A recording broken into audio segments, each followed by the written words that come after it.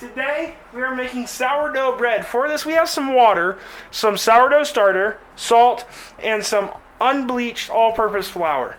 But before we get to cooking or baking, we are on the road to 1,000 subscribers, so if you want to learn a new recipe every week, go ahead, hit that subscribe button, and let's get to baking.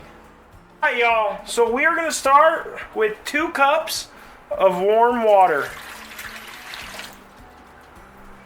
And we're going to take 2 cups, not 2 cups, we're going to take 1 cup of our sourdough starter. Now I do personally use an unfed starter. It's really your preference. I find it to be better with an unfed starter though.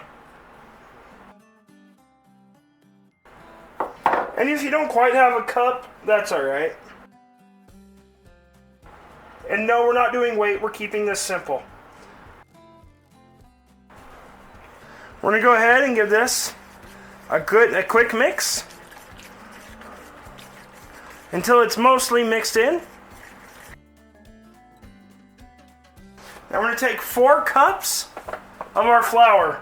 And again, we're using unbleached all-purpose, which you should already have if you're doing sourdough. Alright, once we got our flour in, we're just going to kind of take a wooden spoon and start to combine it. And once we got it kind of combined, I find it best to add the salt now, and we're going to take a tablespoon of salt. And now we're going to go ahead and get this combined. And once you start getting it fairly combined, we're going to need to get our hands dirty. And it's not going to look like a bread dough. That's going to come together as we do with time and stretch and folds. If you get your fingers and your hands wet, it won't stick nowhere near as bad to you. And like I said, it does not look like a bread dough right now, but it will. Now we're going to go ahead, cover this. We're going to set this in a warm spot for 1 hour. At that point, I'm going to bring you back to start our stretch and folds. Alright y'all, after 1 hour, we got wet hands so it doesn't stick to us as well.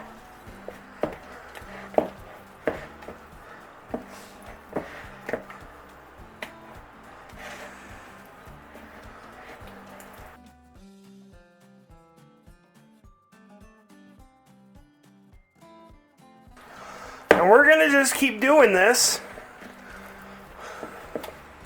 until our dough comes together pretty good.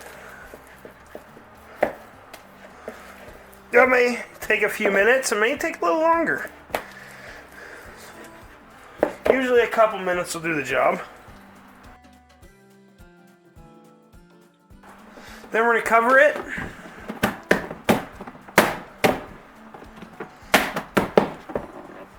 Maybe. We're going to sit it back in a warm spot for another 30 minutes. Hi y'all, after 30 minutes we're back.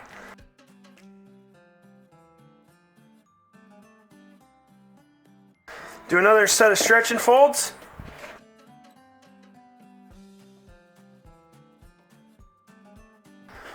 I only do this set for about a minute or 2. Okay, after a minute or 2, we're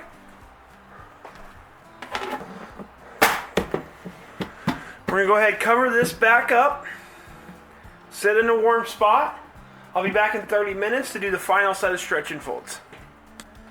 Hi y'all, and we are back for our final set of stretch and folds. And this is where we want to make sure that we have the dough that we want.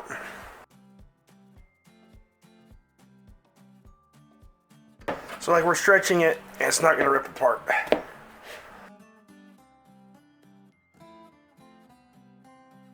After about a minute of stretch and folds, we're going to go ahead and cover this back up, and we're going to sit this in a warm place until it doubles in size. That could be 8 hours, that could be less, that could be more, depending on like the environment that you sit it in. At that point, I'll bring you back. Alright y'all, so after about 8 hours, doubled in size, we good. Because I use a high hydration dough, I'm just going to put a little bit of flour on top. That way we can work with it.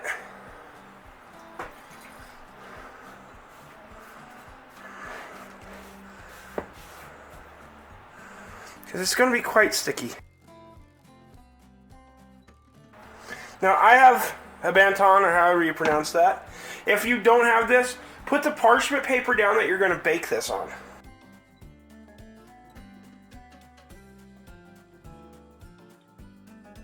And because it's high hydration, you're not really going to try to shape this.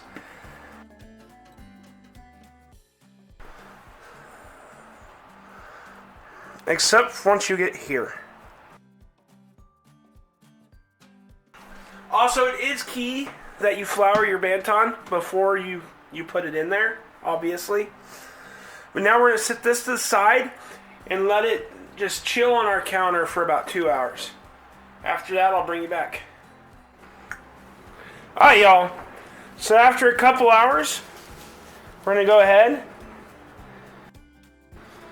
dump it out of our bassinet. Unless you put it on your parchment paper from the get-go, then you don't have to do that.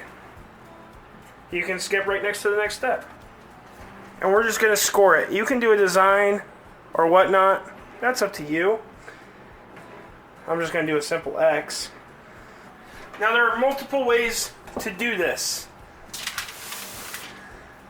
You can preheat your Dutch oven, which will give you a harder, crispier crust, or you can go into a cold Dutch oven like I am, which will give you a softer crust. And then if you put a little rice in the bottom, it'll keep your bread from making contact with the bottom, so it won't get as dark.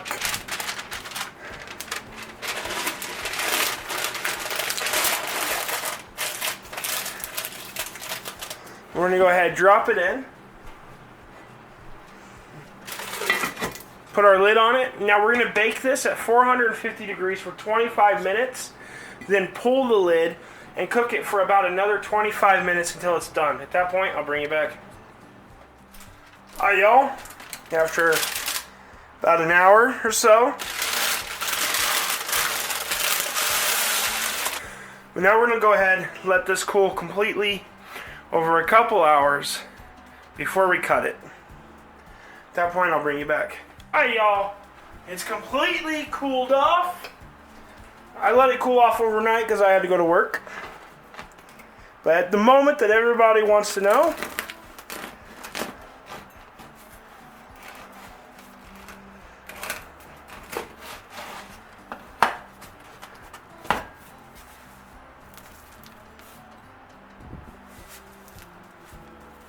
there we go.